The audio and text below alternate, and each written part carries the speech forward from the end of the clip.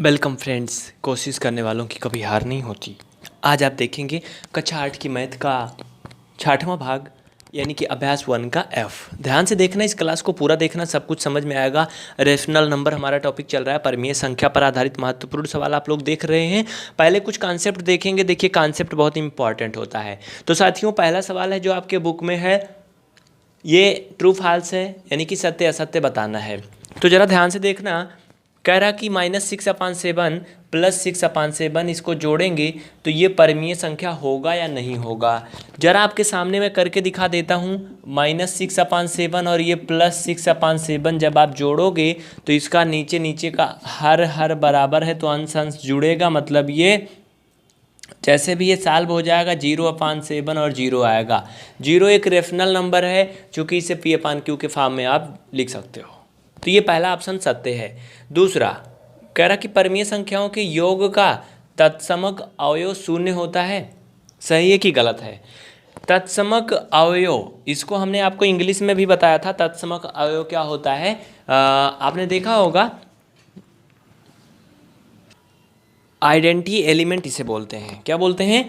Identity element. तो identity element जो है वो परिमेय संख्याओं के योग का आइडेंटिटी एलिमेंट शून्य होता है या नहीं होता है। कहने का मतलब ये है कि अगर परिमेय संख्या को योग का तत्समक अवयव किसी भी संख्या में जोड़ोगे तो क्या शून्य होगा?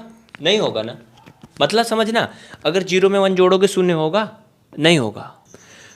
अगर आप कोई भी संख्या को 0 में जोड़ोगे या 0 में कोई भी संख्या जोड़ोगे तो क्या आएगा? वही संख्या आएगी ना।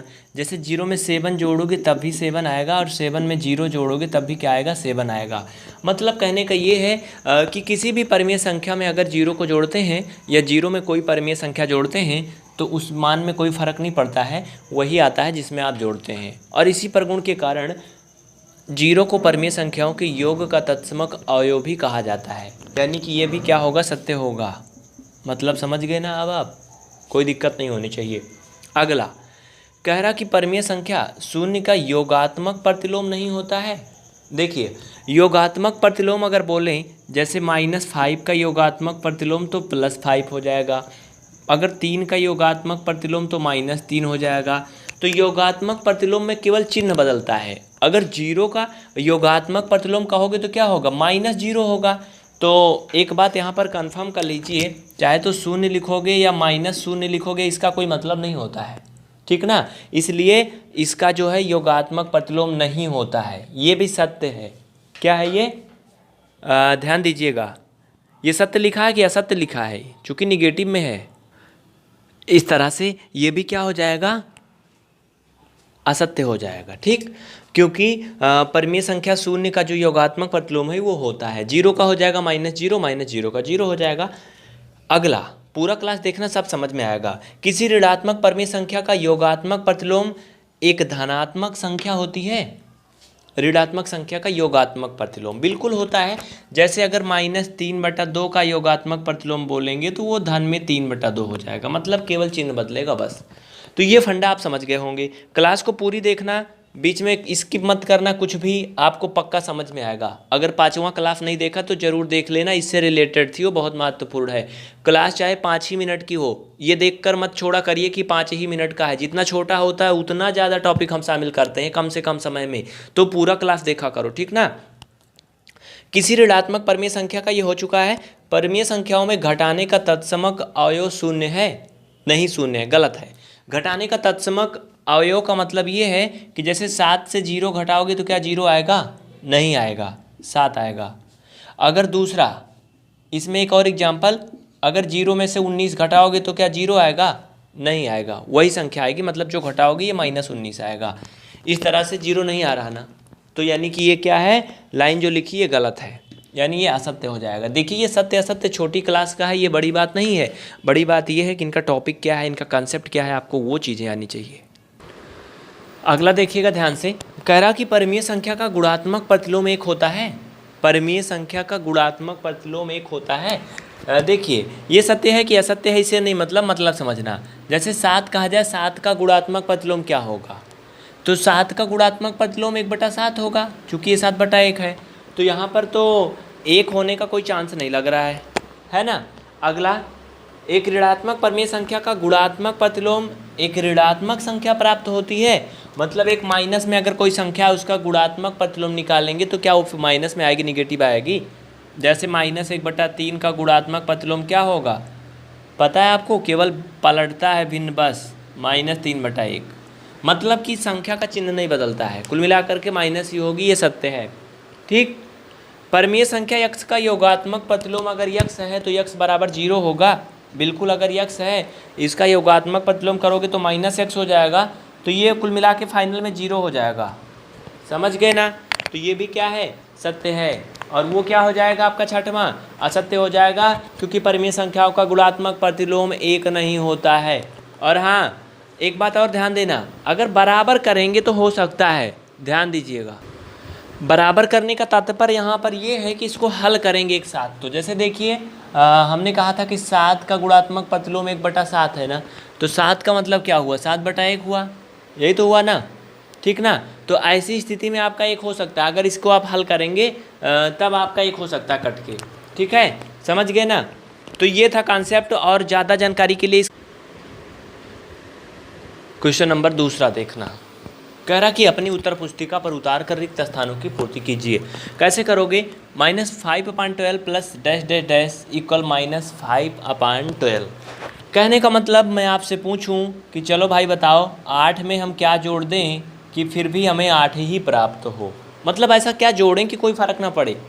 तो कोई ऐसा होता ही नहीं है, वो एक ही होता है, इक्वल 0। 0 को जोड़ोगे तो कोई फ़र्क ना पड़ेगा, यानी कि यहाँ पर आप 0 भर सकते हो। ये तरीका सही है। बात समझ में आई ना। मतलब उसमें कोई भी बदलाव ना हो, नंबर में कोई चेंजिंग ना हो। अगला, जैसे मैंने कहा कि 7 में हम क्या जोड़ दें कि हमारा क्या हो जाए फाइनल में, सब 0 हो जाए। देखिए, किसी भी को हराने के लिए उसके बराबर की ताकत होनी चाहिए, ये आप जानते हैं ना। मतलब 0 कब होगा, एकदम से ख़त्म कब होगा, जब आप उसके बराबर हो जाएंगे तब ना। कहने का मतलब ये -7 है, अगर यहाँ पर +7 हम जोड़ेंगे तो ये 0 हो सकता है, यानी उसका जस्ट अपोजिट। जैसे अगर किसी को सांप काटा है तो उसको सांप के जहर से बनी हुई जो टीका होता है, इंजेक्शन होता, दिया जाता है। ठीक ना। तो ये क्या हो जाएगा, ये प्लस हो जाएगा भाई, प्लस क्या हो जाएगा, या फिर 1 मिनट सुनिएगा अभी, इसमें से घटाने की बात बोल रहा है ना, घटाने की बात बोल रहा है ना, तो इसमें से -4/5 घटाओगे। क्यों ऐसा करेंगे, देखिए ऐसा इसलिए करेंगे, जब ये माइनस खुलेगा तो ये माइनस माइनस प्लस हो जाएगा, और फिर ये -4 प्लस ये 4/5 हो जाएगा इक्वल 0/5 और इक्वल 0 हो जाएगा। बात समझ में आई ना। यानी -4/5 उसमें फिल करेंगे। नोट कर लीजिए। अगले सवाल पे चलते हैं। बहुत ही इंपॉर्टेंट टॉपिक है ये, ध्यान से देखना और पूरी क्लास देखा करिए। आप लोग बीच में छोड़ के भाग जाते हो स्किप करके, समझ में ना आएगा फिर। देखिए साथियों, इसका मान क्या होगा, ज़रा ध्यान से देखना। ये देखने में बहुत टफ लग रहा है लेकिन बहुत ही आसान है, बस देखते जाना, भागना मत क्लास छोड़ के बीच में। 1/-2 की पावर -1, ऐसी स्थिति में आप क्या करेंगे, ज़रा ध्यान से समझना। इसको तो छोड़ दो, पहले एक छोटा सा कॉन्सेप्ट देखिए। अगर कहीं लिखा है 1/2 की पावर 5 है, ठीक ना, प्लस में 5 है, तो अगर इसको आप लिखोगे ऐसे तो कोई गलत नहीं है। कहने का मतलब जो घात लगी थी नीचे प्लस में थी, अगर वो ऊपर जाती है तो वो माइनस में हो जाती है। ये यहाँ से तो आप बहुत कुछ समझ गए होंगे ना। मतलब 2 की घात 5 है तो ये माइनस में हो जाएगा, ये समझ में आया। अगर कहीं पर लिखा है 2 की घात -5, तो इसको आप 2 की पावर 5 अगर लिख दो तो इसमें कोई बुराई नहीं है, ये गलत नहीं, सही है। यानी कि इन चीज़ों से आप बहुत कुछ समझ गए होंगे। जब नीचे से कोई चीज़ ऊपर जाता तो उसकी घात क्या होती है, बदल जाती है। अगर माइनस है तो प्लस, प्लस है तो माइनस हो जाती है। तो ज़रा ध्यान से देखना, इसकी घात माइनस में कब रही होगी, इसका कारण क्या है। इसका कारण ये है कि इसकी घात जो है प्लस में तब रही होगी जब ये 1/1 और ये -2 रहा होगा ऐसे, तो इसकी घात 1 प्लस में रही होगी, है ना, ये प्लस में रही होगी। सिंपल सी बात है। अब आप इसको मान निकाल लो, कोई दिक्कत नहीं है। बात समझ में आई ना। हमने घात को प्लस कर दिया ना, जो माइनस थी अब प्लस हो गई, अब टेंशन मत लेना। अब इसको हल कर लो, 1/, इसका पावर जब 1 करोगे, किसी भी नंबर का 1 पावर करते हो तो वही आता जो रहता है। हल कर लो ना इसको। देखिए ये तो एक भिन्न का रूप है ही, खुद ही जोड़ा में है, ये बेचारा अकेला है, कपल में नहीं था। तो इसके नीचे एक मान लेते हैं कि एक छिपा लिया, इसको थोड़ा नीचे लिखेंगे तब आपको समझ में आएगा। इसको थोड़ा स्पेस दे के लिखो, ये -2, ठीक ना, चूँकि हमें इतना को तो लिखना है, लेकिन इसके हम नीचे एक छिपा सकते हैं। क्यों हमने इसी के नीचे छिपाया एक? आप कहेंगे इसके नीचे क्यों नहीं एक बनाया? उसका कारण क्या है? ये ऑलरेडी फ्रैक्शन फॉर्म में है, देखो ऑलरेडी ये फ्रैक्शन फॉर्म में है, भिन्न के रूप में है ना, तो इसको नहीं तोड़ सकते हैं हम। ये अकेला था तो इसके नीचे वन छिपाएंगे, और इस तरह से आप बाहर बाहर का गुणा कर लो, अंदर अंदर का गुणा कर लो, 4 पद की भिन्न हमने बना दिया, और ये आपका हो जाएगा -2/1 = -2। कितना आसान तरीका है ना। दूसरा तरीका समझना, दूसरा तरीका समझना ध्यान से। दूसरा तरीका ये है कि अगर आपको ये ऐसे ही मिलता है 3 ही भिन्न में, अब आप टेंशन मत लेना। जैसे 1/-2 मिलता है, मत छिपाओ, इसमें कुछ ना करो, आपको टेंशन हो रहा है, जाने दो। आप 1 को लिख लो पहले और गुणा का चिन्ह लगा करके इसको पलट देते हैं नीचे वाले को, ये -2/1 हो जाएगा, और इस तरह से आप हल करोगे तब भी -2 आएगा। बात समझ में आई ना। अगर कहीं इस तरह का है तो उसको नीचे वाला जो है ना उसको पलट के गुणा कर देते हैं, बस ये तरीका था। वीडियो को थोड़ा रोक करके या पीछे करके लिख लीजिएगा, यहाँ पर हम आपका डाउट और भी क्लियर कर देने वाले हैं, बस ध्यान से देखना। अभी जो एक सवाल है उसको भी करेंगे। आप लोग इसका मान बताओ, जैसे कि -2/1/4 है, इसका मान क्या आएगा पता है आपको? -2 को ऐसे लिख लो और ये 1/4 है ना, मल्टीपल लगा के इसको पलट दो, 1/4 है, ये 4/1 हो जाएगा। क्लियर? अब देखो ऊपर ऊपर का गुणा कर लो, -8 हो जाएगा इसका आंसर। बात समझ में आई ना। तो ये तरीका होता है हल करने का, मतलब नीचे वाला जो है उसको पलट दो बस। अब अगला देखना, उधर साइड में जो है, देखिए ध्यान से देखना, ये क्या कहता है? -2/3 माइनस घात लगी, इसको तो छोड़ दो, अभी कुछ मत करो, घात बाहर क्या है उसको जाने दो, अंदर में पहले सुलझा लो घर का मामला घर में। तो ये आप 2 से काट सकते हो, 2 × 2, 2 दूना 4, 3 से 3 कट जाएगा, ये -1/, ये 1 बचेगा, इंटू ये 3 से कटा 1, और ये नीचे 2। क्लियर? ये -1, ऊपर ऊपर का गुणा कर लो, -1 नीचे 2, और इसकी पावर क्या हो जाएगी? -1। अब ध्यान से देखना, घात माइनस में लगी है ना, यानी कि 1 ये -1/2 का पावर 1 रहा होगा, यही तो रहा होगा ना जी। चूँकि घात माइनस लगने का मतलब यही हुआ कि ये नीचे था, घात बटे में था। चलो घात हटा दो, ये 2 बार, एक बार गुणा करोगे घात हटाओगे तो कोई फ़र्क ना पड़ेगा, 1/-1/2 आएगा। हल कर लो, 1 को लिख लो, दूसरा वाला पलट दो, ये 2/1 हो जाएगा, -2 इसका भी आंसर आ गया। छाप लो जल्दी से, देर नहीं करना, फटाफट करिए, जल्दी करिए, पूरा क्लास देखना, भागना मत।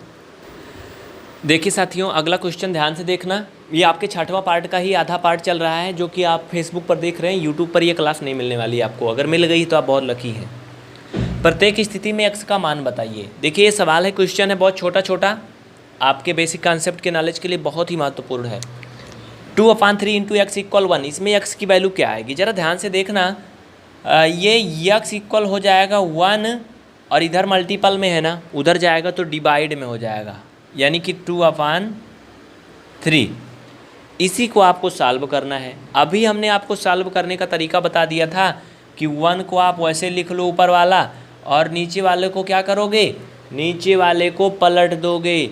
तो पलट दोगे तो ये हो जाएगा जो 2/3 है, 3/2 हो जाएगा, और फाइनल में 3/2 x का मान आ जाएगा, यानी कि x बराबर क्या आ गया?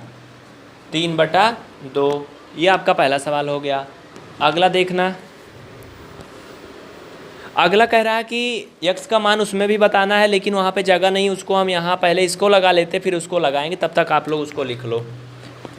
हाँ, इसका मल्टीपल करोगे, देखो मल्टीपल में है ना, ये हमें x का वैल्यू निकालना है, इसलिए हम इसको x से अलग करेंगे। तो x बराबर ये 1 पहले से है, इधर ये गुणा में है, उधर जाएगा भाग में, -5/4। अब आप क्या करोगे? वही तरीका लगा लो, 1 × 5/4 जो है ना, ये 4/5 हो जाएगा, माइनस लगा लो अपना बस, यानी कि ये हमारा फाइनल में -4/5 आ गया। क्या आया? -4/5। वैसे इसको भी कर लो, नीचे ऊपर माइनस है तो प्लस हो जाएगा, ये x इधर से गुणा में उधर जाएगा भाग में हो जाएगा 6/7, और फिर 1 इंटू ये पलट जाएगा 7/6। कुल मिला करके 7/6 आपका उत्तर हो जाएगा। देखिए कितना छोटे छोटे सवाल थे ना, मज़ेदार, वेरी क्यूट क्यूट है ना। नोट कर लो जल्दी से, फट से स्क्रीनशॉट ले लीजिए वीडियो को रोक के तुरंत। चौथा नंबर सवाल, निम्नांकित परमीय संख्याओं का योगात्मक प्रतिलोम बताइए। एडिटिव इन्वर्स बताना है आपको, ठीक ना, तो ध्यान से देखना। रेफनल नंबर है ये। देखिए कोई भी रेफनल नंबर है उसका एडिटिव इन्वर्स जो होता है चिन्ह बदल जाता है। अगर यहाँ पे कुछ चिन्ह नहीं है तो माइनस, माइनस होता तो प्लस, यहाँ पे ये माइनस है तो ये माइनस हट जाएगा, बस यही एडिटिव इन्वर्स होता है। जीरो का प्लस माइनस से कोई मतलब नहीं होता है, इसलिए जीरो का जीरो ही होगा। बात समझ में आई ना।